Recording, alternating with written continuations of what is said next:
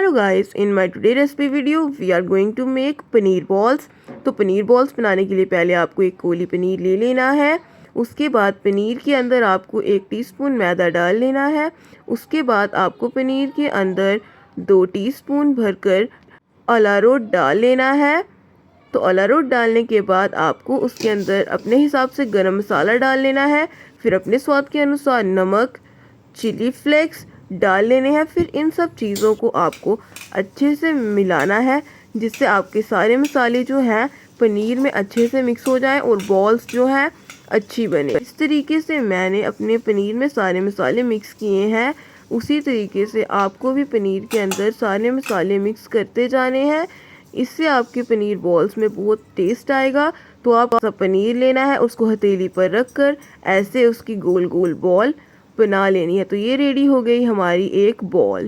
फिर आपको एक कढ़ाई ले लेनी है, उसमें तेल डाल लेना है। जब आपका तेल अच्छे से गर्म हो जाए तो उसमें अपनी पनीर बॉल्स को डाल दें। तो आपको अलटते पलटते हुए अपनी पनीर बॉल्स को फ्राई करना है।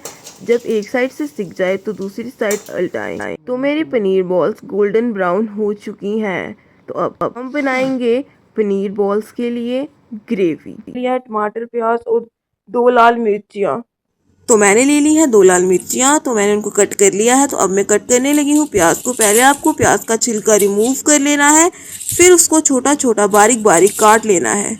कुछ इस तरीके से आपको अपना प्याज काट लेना है, जिससे प्याज को भूनने में बहुत आसानी होगी। अब मैं काटने लगी हूँ टमाटर। तो टमाटर आपको कुछ इस तरीके से कट कर लेना है, जैसा आपका मन हो आप वैसा भी काट सकते हैं, पर मुझे ऐसे काटने में आसानी लगी तो मैंने इस तरीके से पूरा टमाटर अपना काट लिया है। तो मैंने लिए हैं 2 टमाटर, आप चाहें तो 1 टमाटर भी ले सकते हैं। तो मैंने फाइनली अपने सारे टमाटर को अच्छे से काट लिया है, जिससे टमाटर के जो सौते करने में आसानी हो जाएगी और प्यूरी भी अच्छे से बन जाएगी। अब मैंने एक कढ़ाई में ऑयल, प्याज, हरी मिर्चियाँ और तेज़पत्ता डाल लिया है। तो अब मैंने उसमें अपने स्वाद के अनुसार नमक डाल लिया है। अब मैं इनको भूनूंगी जब तक ये लाइट ब्राउन नहीं हो जाते हैं। आपको इसको हल्की मीडियम आंच पर चलाते हुए भूनना है। अब मेरे प्याज भून चुके हैं। अब मैं उसमें डालूंगी टमाटर। टमाटर को भी आपको हल्की आंच पे चलाते हुए अच्छे से भून लेना है। जब आपका टमाटर भी भून जाए तो उसको एक आपको प्लेट में ट्रांसफ़र कर लेना है और ठंडा करने के लिए रख देना है। तो फाइनली मैंने सारे जो मैंने बनाया था प्याज टमाटर का मिक्स, उसको एक प्लेट में ट्रांसफ़र कर लिया है। अब मैं इसको ठंडा होने के लिए रख दूंगी। अगर आप गरम गरम प्याज टमाटर की प्यूरी बनाएंगे तो उसमें कोई फ्लेवर नहीं आएगा। तो मैंने जो प्याज टमाटर सौते किए थे वो ठंडे हो गए हैं। तो आपको मिक्सर जार के अंदर प्याज टमाटर डाल लेने हैं।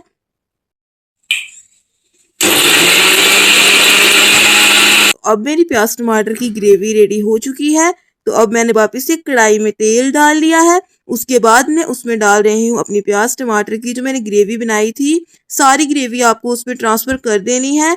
तो मेरी कुछ ग्रेवी जो मैंने बनाई थी वो मिक्सर जार के ऊपर लगी रहेगी। तो मैंने 1 कोली पानी डाल लिया है। तो उसको भी आपको मिक्स कढ़ाई में ऐड कर लेना है। तो फिर आपको उसमें ऐड करनी है हल्दी, नमक, अपने स्वाद अनुसार उसमें ऐड कर लीजिए चिली फ्लेक्स और सब मसालों को मिक्स कर लीजिए।